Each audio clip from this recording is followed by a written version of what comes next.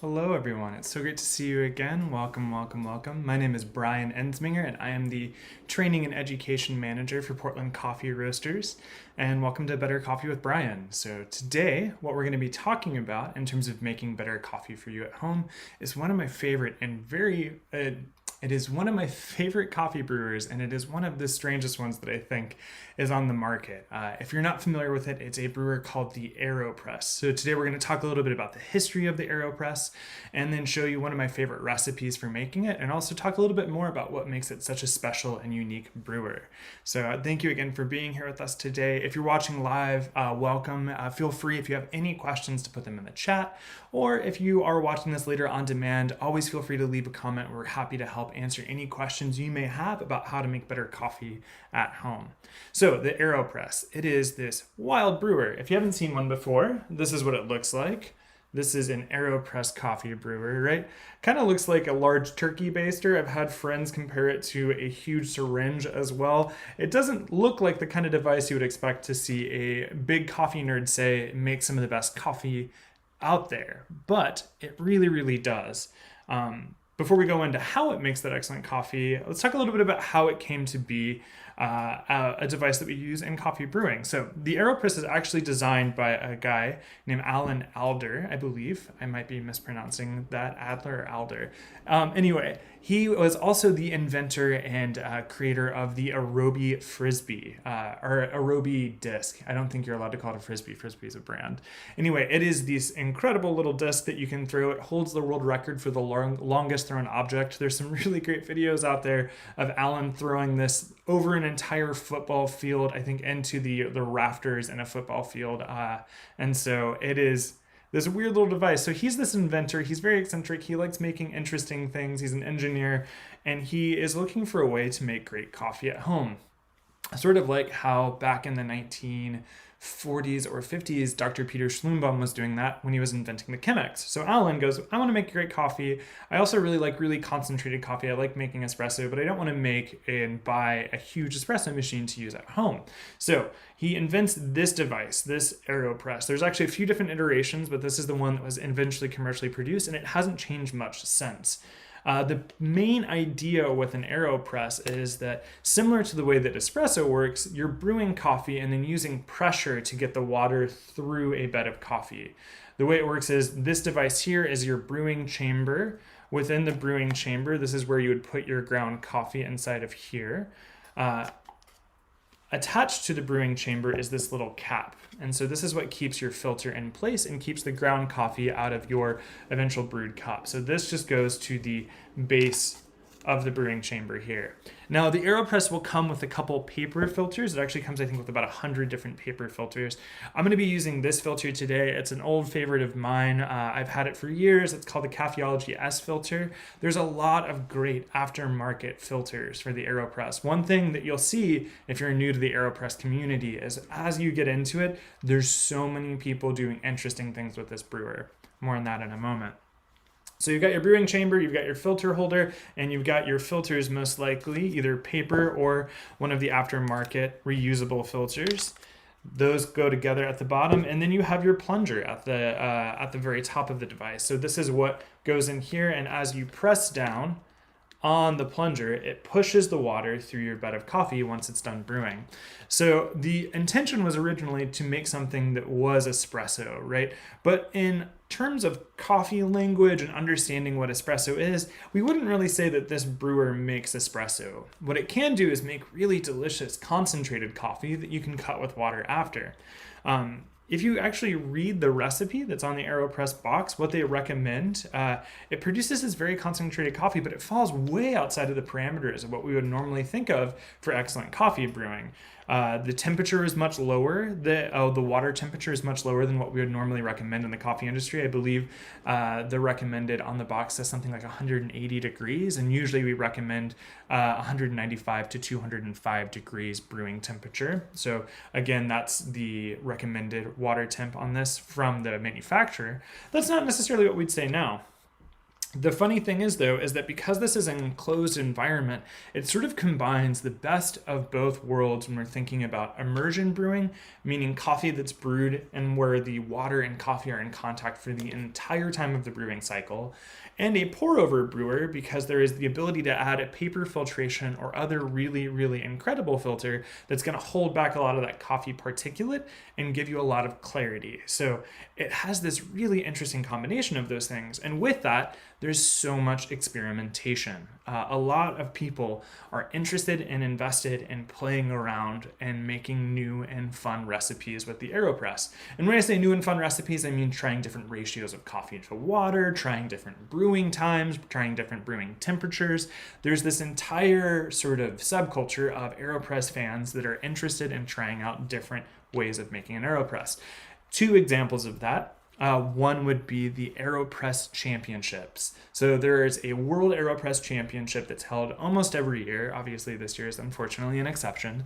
But generally speaking, happen every year, and there's people from around the globe that come and try to show how their Aeropress recipe is the best in the business. And these recipes run a really large gamut from recipes where people are adding and doing brew ratios that are much more concentrated than we normally think of. Normally we suggest a ratio of 1 part coffee to 16 parts water when we're brewing coffee, especially brewed coffee, filter coffee.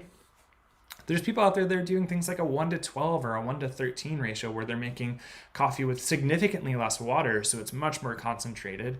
But because of the intensity of the brew method and the different ways you can play with variables, so using a brewer like this, they're able to still get incredible flavors out of it. The other example that I would say too is there is a really fantastic coffee professional. His name's James Hoffman. I maybe have mentioned him before on this channel. He's definitely been someone that's been influential in my coffee career. At one point, he was so enamored with the brewer and all the different experimentation he was seeing, he developed these dice. He called them the Aeropress dice. And on them, you would roll the dice, and those dice would give you your parameters for your recipe.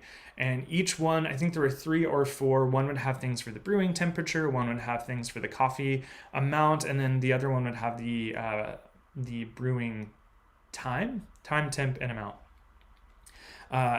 Obviously, I didn't get them, but I think it's such a cool idea. And it's really amazing to think, all of these rules in coffee, all of these suggestions we have for making excellent coffee, they're founded in science, they're founded in reality, they're founded after a lot of testing, but there's still so much room for us to experiment. So when we're talking about experimentation, we're talking about brewing, it's probably best to actually brew in Aeropress together, talk about how to do that. So I want to walk you through a basic recipe. You're also going to be able to find this recipe on our website. So if you go to portlandcoffeeroasters.com and you go to our blog, it is there. I'll show a little bit of that in just a moment, but let's actually talk about what a good recipe for an Aeropress looks like. So with that, I'm going to switch to my other camera angle. There we go. So for us, the way that we're going to be brewing our Aeropress today is that we're going to start with 15 grams of coffee.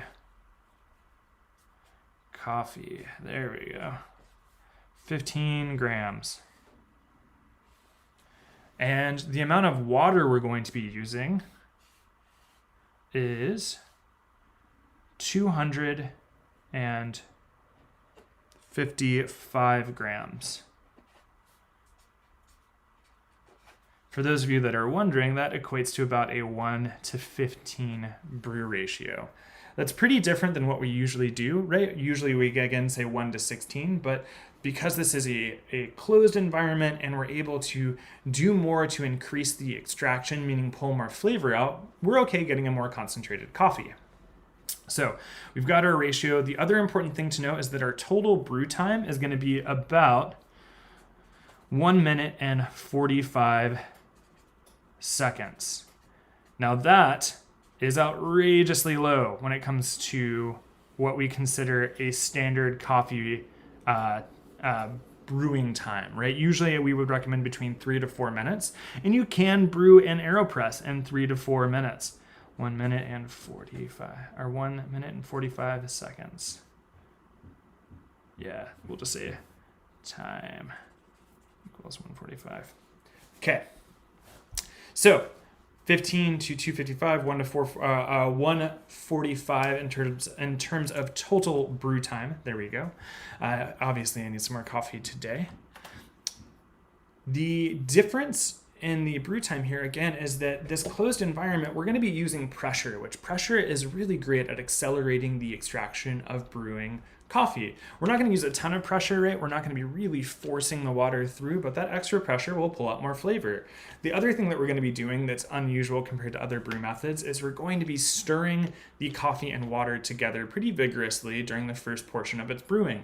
Again, all of that is helping break down all of those flavor compounds that we like inside of coffee. Scott, thank you so much, by the way, for posting the link to the blog on the chat as well if you're looking for it. If you're watching later, it'll be in the description as well. So with that pressure, we're pulling out more flavor, so we need less time than we normally would. The other nice thing is that if you're in a hurry in the morning and you just want to make a quick coffee, you don't have to wait for the full 3 to 4 minutes of other brewers. One more thing that's great about this, by the way, speaking of the advantages and why I love a good Aeropress, is these things are so easy to travel with. Every time I go somewhere and I know that I want to make some great coffee for myself in the morning, I'm going to bring an Aeropress, and I have a very small hand grinder that actually fits right inside the top of this plunger. I put it all together and bring a scale with me, and I have an excellent cup of coffee for myself every morning. So if you're trying to protect your fantastic coffees in the morning, I highly suggest looking into an Aeropress. Okay, so we have our recipe, 15 grams of coffee, 255 grams of water. It's going to be brewing for about 1 minute and 45. One more key thing to know is that there are a couple different methodologies for the way that the coffee and water hang out together in an Aeropress. So the original way, the OG Aeropress methodology, would be to put your ground coffee in here, set this onto a cup or other device, ground coffee goes in there, water goes in there, brew, and then press down. A lot of people like it that way. It's really simple. It's really straightforward. One disadvantage, though, is that the water can pass through that bed of coffee, right? It may not be significant, especially if you put in the plunger. The plunger kind of creates a negative vacuum, and it's not going to pour through. Oh, you know what? I apologize. My ratio was wrong. I'm saying 1 to 255. It's 1 to 225. That's the 1 to 15 ratio. We'll adjust that on our recipe. And then again, you'll be able to see that recipe on our website as well. I just realized, thank you, Scott, sent me a quick note. It's 1 to 225. So, original recipe, original style. Coffee goes in, water goes in. You plunge down later, but water can pass through. Not necessarily a bad thing. You put in the plunger, it creates a reverse vacuum or a negative vacuum a little bit, so it'll retain more of that water. However, if we really want to make sure that no water passes through, we can do what's called the inverted method. And so if you're a big Aeropress fan, chances are you've heard about doing an Aeropress inverted. All it means is that instead of taking the plunger out and putting the coffee in, we take the filter cap off with the filter there, and we brew it upside down so the water and coffee are constantly in contact and no water will pass through until we want it to.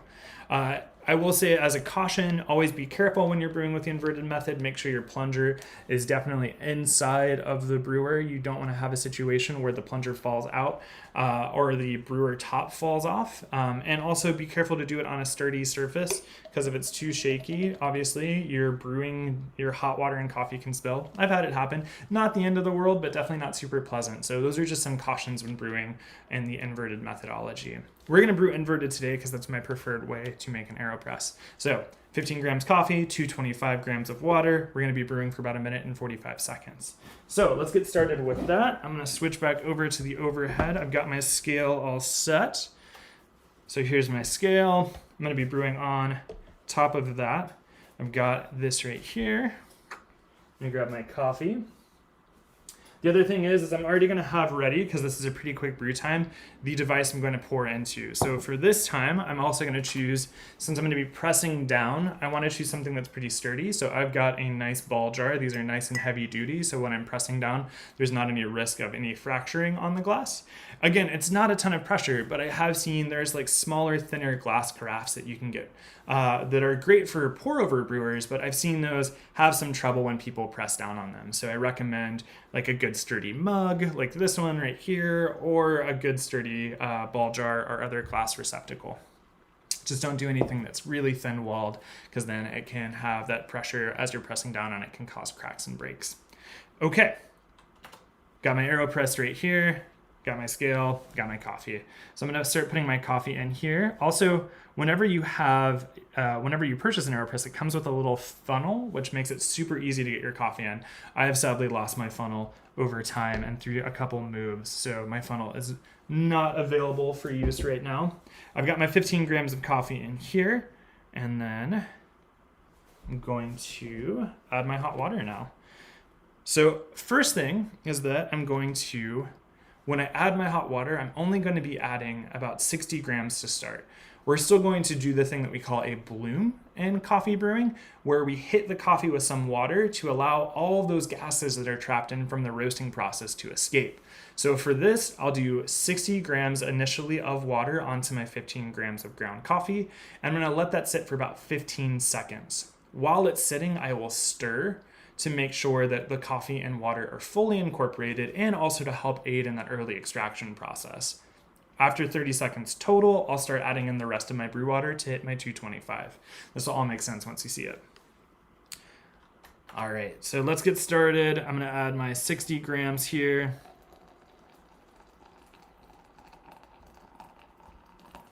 And got my timer going. Now that I've added my 60 grams, I'm going to give it a little stir, a good vigorous stir, because we want to make sure that there's no coffee in there that is not getting hit with that water. There we go. So this is going to sit now for an additional 15 seconds, and then we're going to start filling it up the rest of the way. So this is where we're going to 225. And there's nothing better than the smell of fresh brewed coffee, and this is such a fun way of making it. I still get to enjoy all those nice aromas, those volatile aromatics as the hot water hits the bed of coffee. And there we go, 225. Now, while this is finishing up brewing, I will carefully place this cap on top of the brewer, like so, and the filter is in there. Now, if you have paper filters at home, what we would recommend, I'm gonna slide this off briefly as well while I'm still watching my timer. If you have paper filters at home, we recommend using 2 of them. The 2 paper filters will help make sure that you have a ton of clarity in the coffee. So we're at about 1 minute and 15 seconds. So I'm gonna flip over the brewer. You can see I have a little bit of spillage, but that's no big deal. And then we're gonna slowly press the water through the ground coffee.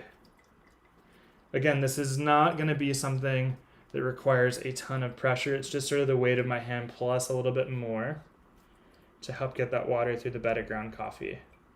You don't want it to be so intense or you feel like you're putting a lot of pressure on it, because if you do that, it can definitely cause some of that coffee to start developing some bitter off flavors.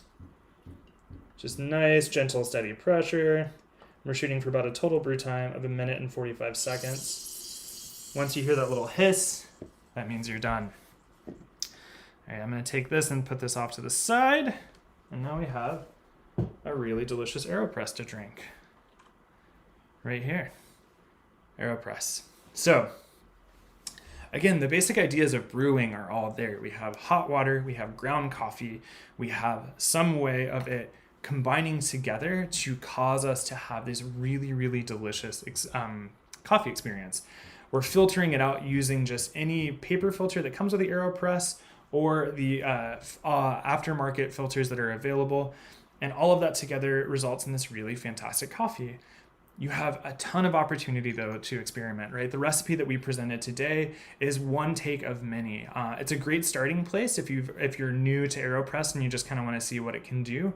But you can also find endless resources out there about how to make even more interesting and excellent Aeropresses at home.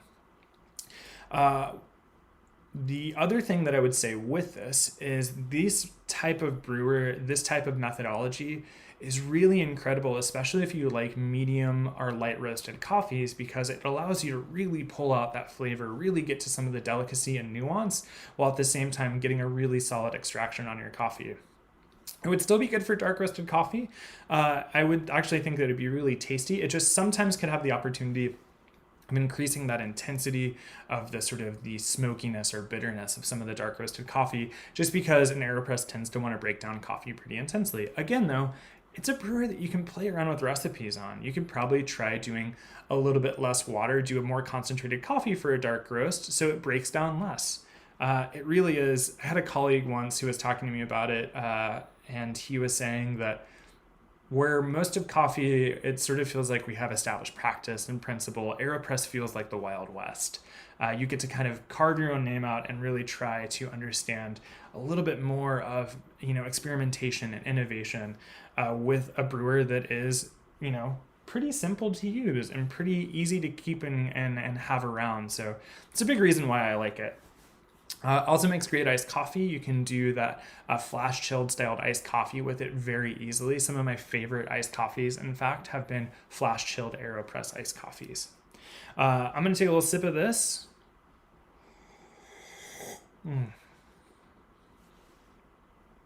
Oh man, that's so good. That's delicious. If you're curious about what coffee I'm drinking, it is our organic Ethiopia. If you've been watching the show for a while, you know that's one of my favorites. Though I did have our dark Sumatra recently and was so impressed with it. Usually I'm not a dark fan, but man, it was just so nice and earthy and wonderful. But in an Aeropress, this organic Ethiopia, you get a lot of that really beautiful floral qualities. It's very sweet and lemony and citrusy, but has this nice black tea. Oftentimes when we talk about this coffee, we talk about it like it's an Arnold Palmer that's been spiked with a little bit of jasmine, and I'm definitely getting that right now. Getting all of those flavors, and it's really compelling and interesting. Well, that is pretty much it for today in terms of how to make an Aeropress at home. What is an Aeropress and what makes it special? I do have a little bit of a programming note. So this is going to be our last episode of Better Coffee with Brian for a little bit. We're taking a summer break, taking some time to think about some other content we want to make. That said, though, if you're interested in seeing more helpful brewing tips, keep subscribed to this channel. We're going to be posting some more brewing tips on here as well, including how to make cold brew. We have a really simple and streamlined video for that. And we're going to continue making some more resources for you, but the live stream is going to be on a temporary hiatus for this summer time. That said, it's been a real pleasure to get to talk to you. Always feel free if you have any questions about coffee, if you have any questions about how to make better coffee at home, you can drop them in the comments here, or you can email us. My department is the training department, so if you email training@portlandroasting.com, you'll get to one of us really quickly. Thank you again, everyone. I hope everyone out there is staying safe and taking care of yourself. I know that these are challenging times, so it's been a lot of fun just for the last couple of months, hanging out and making better coffee together, giving us a reason to slow down and enjoy something together as a community. And so with that, I will say I hope everyone has a lovely day. Go out and enjoy an Aeropress or a cold brew or however you want to make your coffee better today. And I'll say also, stay curious, stay caffeinated, and stay safe out there. Thanks so much, everyone, and we'll see you soon. Bye now.